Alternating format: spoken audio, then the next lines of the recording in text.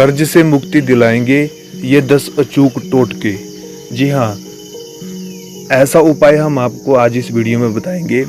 इन उपायों को करने के बाद आपके ऊपर जितना भी कर्ज है वो सारा कर्ज आपका रफू चक्र हो जाएगा। उपाय कैसे हैं? उपायों को आप विशेष कर ध्यान से सुने, वीडियो को अंत तक देख लीजिए। नमस्कार प्रिय दर्शकों, स्वागत है आपका हमारे YouTube channel spiritual feel SR में।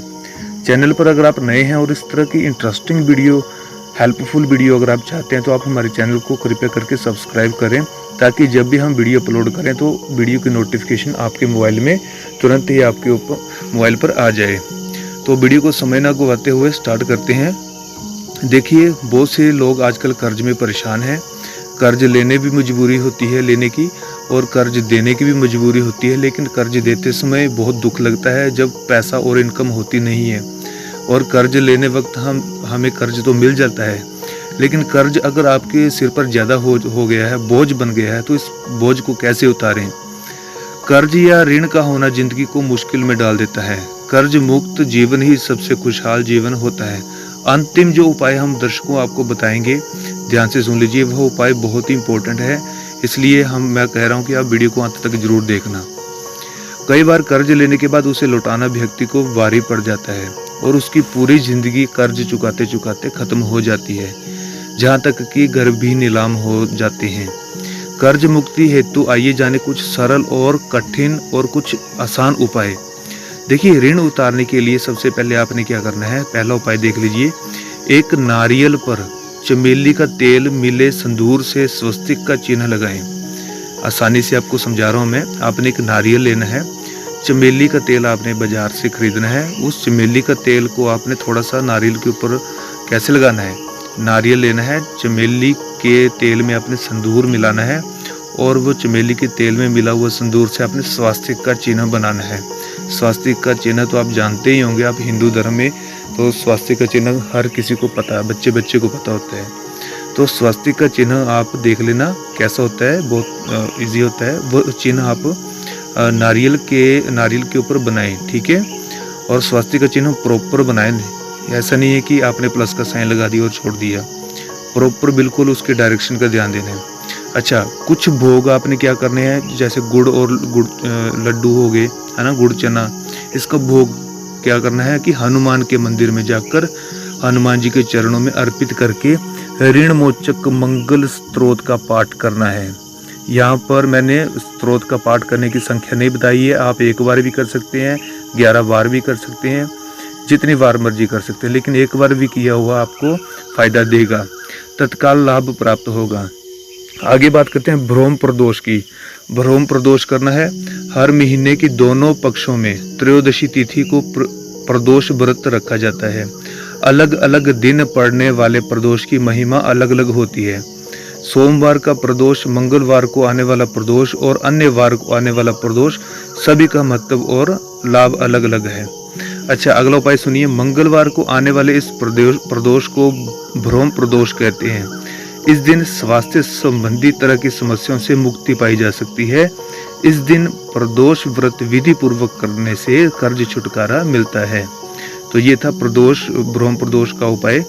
तो ऋण की किस्तों को मंगलवार के दिन ही अदा करें। ऐसा करने से ऋण जो कर्ज है वो शीघ्र ही आपका समाप्त हो जाता है। जब आप कर्ज उतारते हैं तो कर्ज की किस्तें वैसे तो आपने बैंक के अकॉर्डिंग अलग अलग डेट वहाँ पर मेंशन की होगी जब भी आपकी सैलरी आती होगी, बट वास्तुशास्त्र के अनुसार आपको कर्ज की जो तारीख, मतलब कर्ज आपने अदा करना है, तो वह मंगलवार के दिन ही अदा करने की कोशिश करें। बैंक वालों से बात कर लें, जिससे भी आपने कर्ज लिया है, कोशिश करें कि मंगलवार के दिन आप कर्ज को समाप्त करें।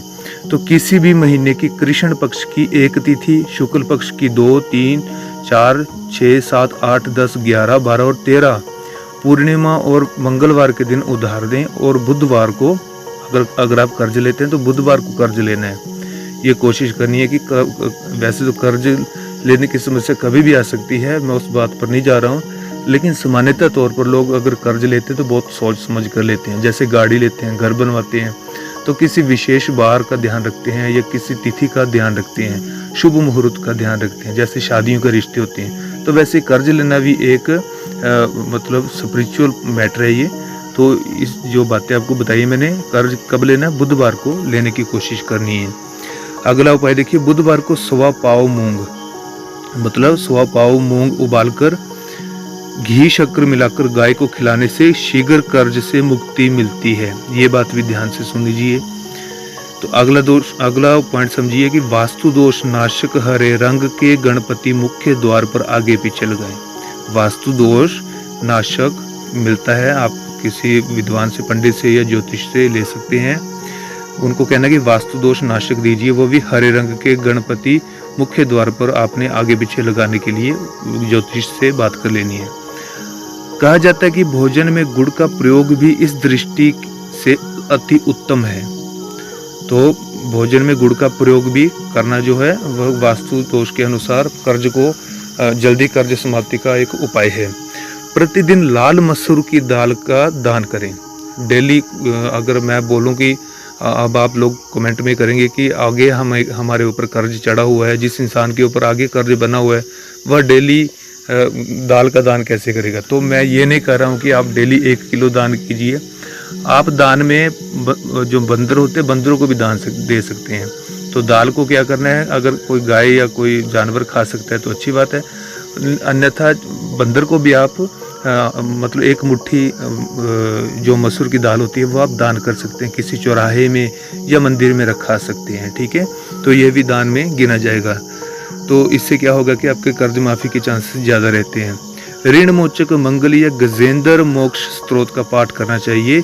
यदि आप कर्ज के घेरे में रहते हैं, उन्हें प्रतिदिन ऋण मोचक मंगल स्त्रोत का पाठ करना चाहिए। ऐसे लोगों को यह पाठ शुक्ल पक्ष के प्रथम मंगलवार से शुरू करना चाहिए। यदि प्रतिदिन किसी कारण न कर सके तो प्रत्येक मंगलवार को अवश्य करना चाहिए। ठीक है प्रिय दर्शकों, अगर आप डेली ऋण मोचक मंगल स्त्रोत का पाठ नहीं कर सकते तो हर मंगलवार को करें। अगर डेली नहीं कर सकते तो वीक के 1 मंगलवार में आप जरूर करें। इसके अलावा कर्ज मुक्ति के उपाय के लिए आप गजेंद्र मोक्ष स्त्रोत का पाठ प्रतिदिन सूर्योदय से पूर्व पाठ भी कर सकते हैं। तो गजेंद्र मोक्ष स्त्रोत का पाठ आप डेली सूर्य उदय होने से पहले भी जरूर करें। दोनों में से किसी एक ही पाठ को आपने करना है, चाहे वह ऋण मोचक मंगल स्त्रोत है, चाहे वह गजेंद्र मोक्ष स्त्रोत है, दोनों में से कोई एक करना है। कर्ज मुक्ति के लिए अमोघ उपाय है। अगला देखिए, गुलाब का उपाय। सर्वप्रथम 5 लाल गुलाब के पूर्ण खिले हुए फूल लें। इसके पश्चात 1.5 मीटर सफेद कपड़ा लेकर अपने सामने बिछा लें। यह उपाय बहुत सरल है और बहुत ही कारगर उपाय है। इस उपाय को बहुत कारगर माना जाता है। कई लोग देखे कर्ज लेते हुए और कर्ज चुकाने की समस्या जब आती तो ऐसे उपाय करते हुए कई लोग आपने देखे होंगे। आपने वैसे तो इन उपायों को सभी के सामने किया नहीं जाता है, लेकिन अधिकांश लोग इस उपाय के बारे में डिस्कस करते हैं। वह उपाय है गुलाब का उपाय। जी हाँ, 5 लाल के गुलाब जो पूरी तरह से खिले हुए होने चाहिए और उसके बाद आपने 1.5 कपड़ा लेकर अपने सामने बिछा लेना है। अब इन 5 गुलाब के फूलों को उसमें कपड़े में रखकर 21 बार गायत्री मंत्र पढ़ते हुए इस कपड़े को बांध देना है। अब स्वयं जाकर इन्हें जल में प्रवाहित करें, बहते हुए जल में प्रवाहित करें। इस उपाय से जल्द ही कर्ज से मुक्ति मिल जाती है। तो प्रिय दर्शकों, उम्मीद करता हूँ ये भी आप समझ गए होंगे।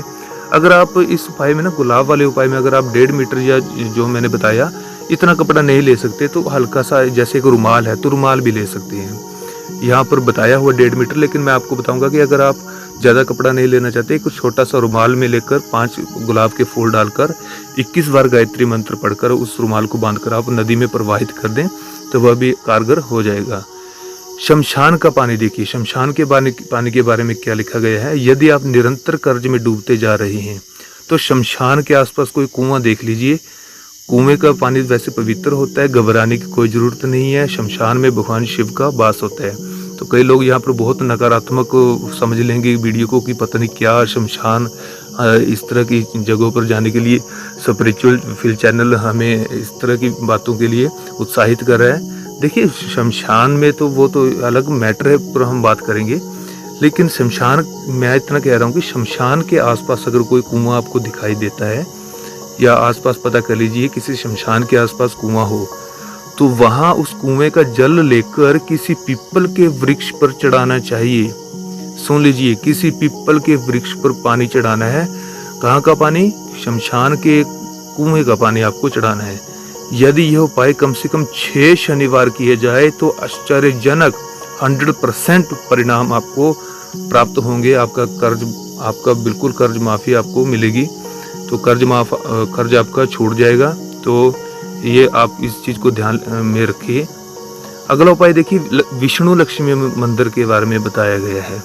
सोमवार के दिन 1 रुमाल, 5 गुलाब के फूल, 1 चांदी का पत्ता, थोड़े से चावल और थोड़ा सा गुड़ लें। फिर किसी विष्णु लक्ष्मी जी के मंदिर में जाकर मूर्ति के सामने रुमाल रखकर शेष वस्तुओं को हाथ में लेकर 21 बार गायत्री मंत्र का पाठ करते हुए बारी बारी से उन वस्तुओं को उसमें डालते रहें। फिर इनको इकट्ठा करके कहें कि मेरी परेशानियां दूर हो जाएं और मेरा कर्जा भी माफ हो जाए। तो ये भी बहुत इम्पोर्टेंट उपाय है। अगला उपाय ज्योतिषी बताते हैं कि सियार सिंगी। यदि आप कर्ज से परेशान हैं तो सियार सिंगी लेकर उसे एक डिब्बी में रख दें और उसे प्रत्येक पुष्य नक्षत्र में सिंदूर चढ़ाते रहें। ऐसा करने से शीघ्र ही शुभ फल मिलेगा।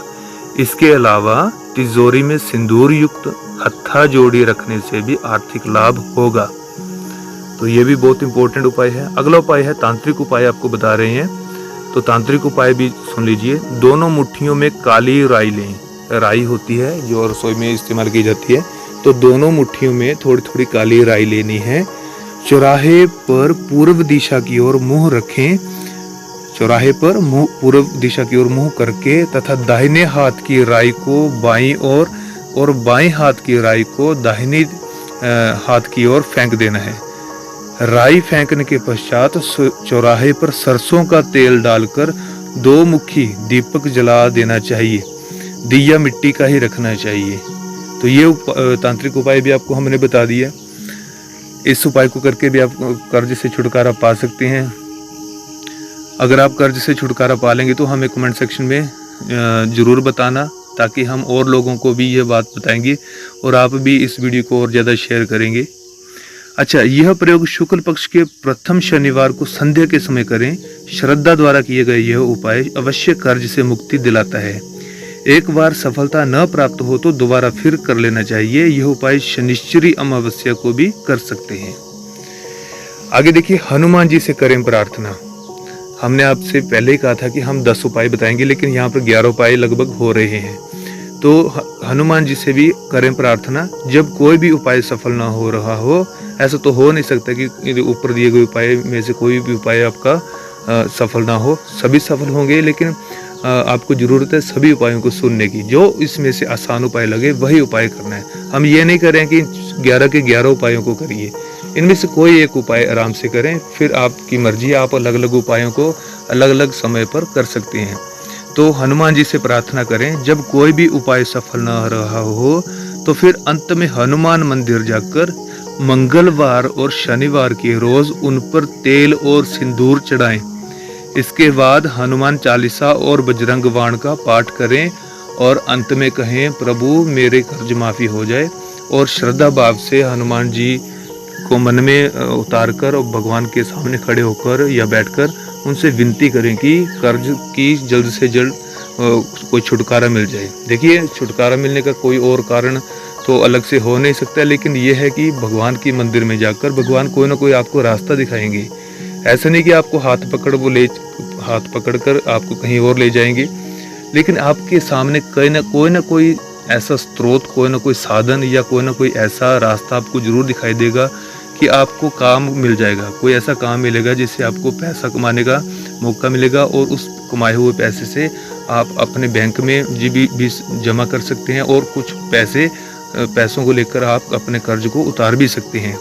तो ये मंदिर में जाकर और उपायों का ये फायदा होता है। मिट्टी के उपाय को भी सुन लीजिए। मिट्टी के दिए में सरसों का तेल भरकर उस मिट्टी के तेल को ढक्कन से बंद कर दें। इसके बाद उसे ले जाकर किसी शनिवार को नदी या तालाब के किनारे मिट्टी के नीचे गाड़ दें। यह उपाय किसी लाल किताब के विशेषज्ञ से पूछकर ही करें, लेकिन फिर भी वहाँ हमने कई ज्योतिषियों से बात करी तो उन्होंने बताया कि यह उपाय आप लगभग कर सकते हैं। कि क्या करना है, फिर से रिपीट कर रहा हूँ कि मिट्टी के दिए में सरसों का तेल भरना है, जलाना नहीं है, बल्कि उस मिट्टी के तेल से के दिए को आपने ढक्कन से बंद करके आपने छुपाकर ले जाना है। किसी शनिवार को नदी या तालाब के किनारे ले जाना है और वहाँ मिट्टी के नीचे थोड़ा सा कताली से गड्ढा गाड़कर उसमें गाड़ देना है। यह उपाय किसी मतलब आप लाल किताब के विशेषज्ञ से पूछने के लिए तो बहुत मुश्किल होगी आपको, लेकिन हमने आपको ये उपाय बता दिया, आप इस उपाय को भी कर सकते हैं। प्रिय दर्शकों, आपको ये जानकारी कैसी लगी है? जानकारी मुझे पता है कि आपको अच्छी लगेगी। जब मुसीबत में पड़े हुए इंसान को कोई रास्ता दिखाई नहीं देता है तो इंसान इन चीज़ों को ज़रूर करता है, और इन चीज़ों को करने के बाद जो अलग से खर्चों का जो नज़रिया होता है वो बंद हो जाता है। कई लोग आपने देखे होंगे कि लोन तो बहुत ज़्यादा ले लेते हैं, करोड़ों का लोन ले लेते हैं, लेकिन लोन जिस उद्देश्य को मद्देनजर रखते हुए लिया जाता है वह काम कभी पूरा नहीं होता है। बहुत से लोग ऐसे देखे हैं कि जैसे मान लो कि उन्होंने कोई एक बिल्डिंग बनानी है, बिजनेस के लिए कोई बिल्डिंग बनानी है, बिल्डिंग बनाने के लिए करोड़ों का लोन तो ले लिया, मान लो 10 करोड़ लोन ले लिया, लेकिन 10 करोड़ लोन से उसने बिल्डिंग नहीं बनाई और व्यापार शुरू नहीं किया। उससे पहले ही उसने शान शौकत में बड़ी बड़ी गाड़ी ले ली, अपना कोई बंगलो बना लिया या बढ़िया बढ़िया कपड़े ले लिए और ऐसे ही आवारागर्दी में पैसा डुबा दिया। और जब बिजनेस तैयार करने की बारी आई और बैंक को पैसा वापस करने की बारी आई तो जेबें खाली हो जाती हैं, फिर लोग इन चीज़ों की ओर भागते आते हैं। तो हम आपसे विनती भी करते हैं कि अगर आप कर्जा लेते हैं तो कर्ज को सोच समझ कर लें। आपके पास आय का साधन है तो तभी कर्ज लें, और मुख्य बात यह है कि आप अगर कर्ज में डूब भी जाते हैं तो इन चीज़ों को आप ज़रूर ध्यान में रखें। तो इन चीज़ों को आप ज़रूर जब कर्ज उतारते समय कर्ज की मुसीबत में आप इन चीज़ों को करते हैं तो कर्ज से पहले भी इन चीज़ों को ध्यान में रखिए। हनुमान मंदिर जरूर जाया करें ताकि आपके ऊपर आने वाली मुसीबतें कम हो जाएं। प्रिय दर्शकों, हम तो आपके भले के लिए ये वीडियो बना रहे हैं, आप हमारा कितना साथ देंगे ये शेयर करने में पता चल जाएगा। आप ज़रूर शेयर करें हमारे वीडियो को। वीडियो अच्छा लगे तो वीडियो में ओम हनुमते नमः इष्ट देवता का नाम जरूर लिखें और चैनल को सब्सक्राइब जरूर करें। हम उम्मीद करते हैं कि आपने हमारी सभी बातें मान ली होंगी। इसी तरह से प्रिय दर्शकों मिलेंगे अगले वीडियो पर, तब तक के लिए ओम हनुमते नमः, ओम नमः शिवाय, जय श्री कृष्णा, राधे राधे, जय माता दी।